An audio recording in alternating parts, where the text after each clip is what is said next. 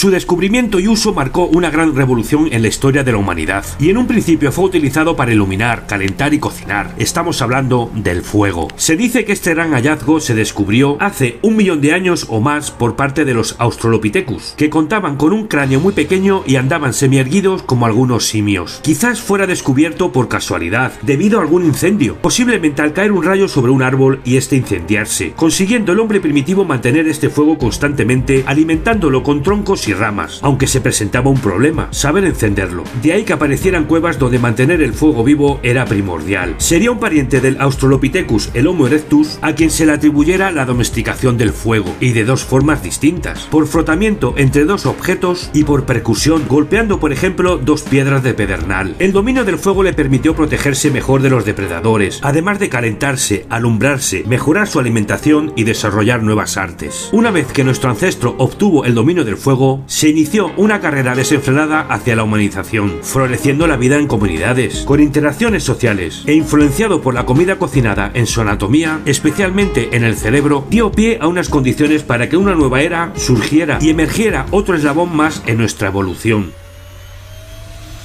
El fuego es considerada una herramienta poderosa y fundamental en la humanidad, pero también conlleva un peligro constante. Las reacciones que desata pueden fácilmente salirse de control si no se toman las precauciones necesarias. Cuando no está controlado puede causar daños irreparables en todo lo que encuentre a su paso, aunque sin su descubrimiento el camino hacia la civilización se habría retardado y la humanidad no habría tenido ocasión de disfrutar de esas gratas reuniones frente a una hoguera.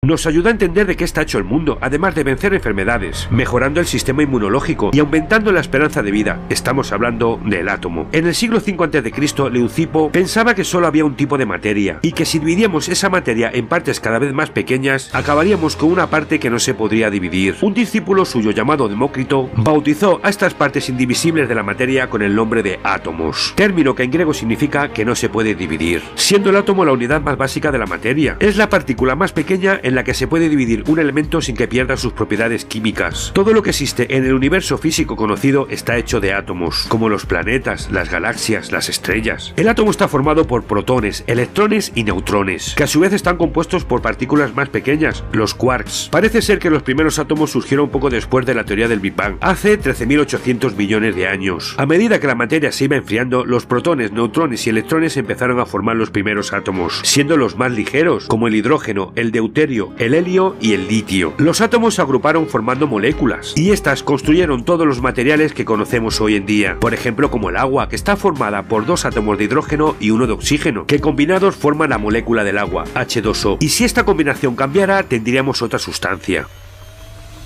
Se estima que en un cuerpo humano de aproximadamente 70 kilos de peso contiene 7.000 cuatrillones de átomos, siendo la mayoría de ellos átomos de hidrógeno, oxígeno, carbono y nitrógeno. Estudios posteriores demostraron que poco queda del significado del átomo, ya que se ha conseguido dividir en diferentes subpartículas, rompiendo con ello la creencia de que el átomo era un material indivisible.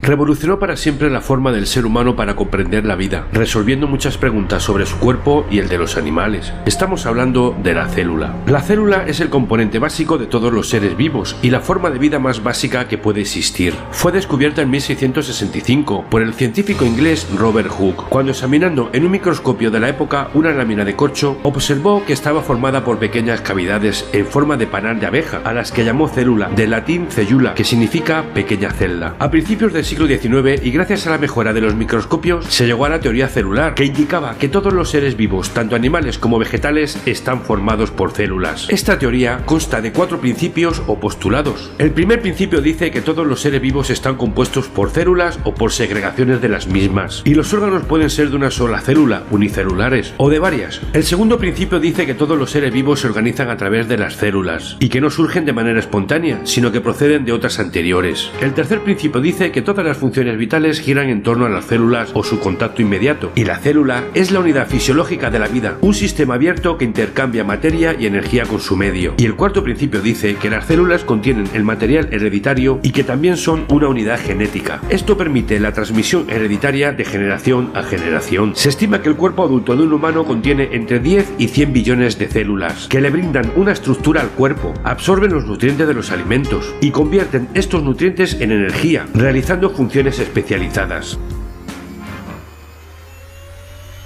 La mayoría de las células tienen tres partes básicas: el núcleo, el citoplasma y la membrana plasmática, y se pueden clasificar principalmente en dos grupos: eucariotas y procariotas. Las eucariotas tienen núcleo, mientras que las procariotas no. Gracias a las investigaciones de la célula podemos ver cómo se desarrolla un embrión por completo, ver lo que pasa en cada una de las células de un organismo, cómo se forman los órganos, cómo crecen, qué regenera los tejidos dañosos o qué hace que enfermen.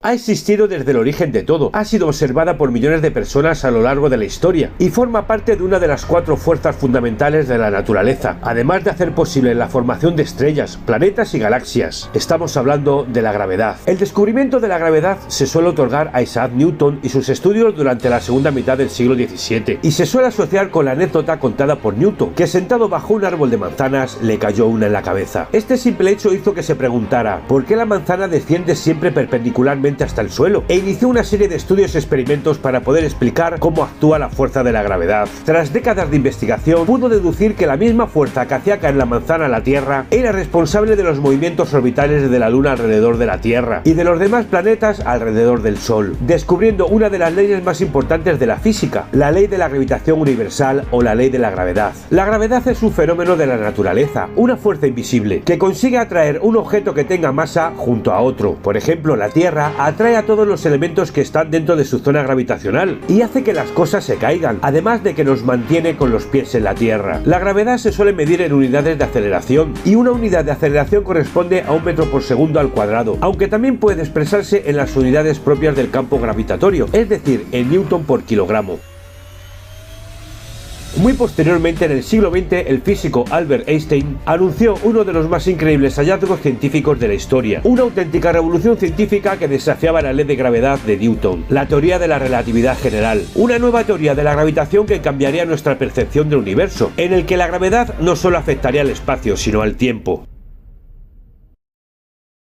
Ha salvado millones de vidas y es considerado el primer antibiótico de la historia. Su descubrimiento revolucionó la medicina. Estamos hablando de la penicilina. Antes de su descubrimiento no existía un tratamiento eficaz para infecciones en la sangre. Los hospitales se llenaban de personas con infecciones producidas por un simple corte o un rasguño, y los médicos poco podían hacer salvo esperar. En 1928, en un hospital de Londres se descubrió la penicilina, y fue por casualidad, gracias a un científico británico llamado Alexander Fleming, que estaba cultivando unas bacterias en el laboratorio para estudiarlas, cuando se contaminaron accidentalmente por un hongo, y observó que este hongo, al juntarse con las bacterias, las mataba, impidiendo su reproducción. Entonces pensó que si el hongo combatía las bacterias, también podría contra las bacterias que causaban enfermedades en el ser humano. A partir de ese momento se creó una sustancia con este fin, y se la bautizó con el nombre de penicilina.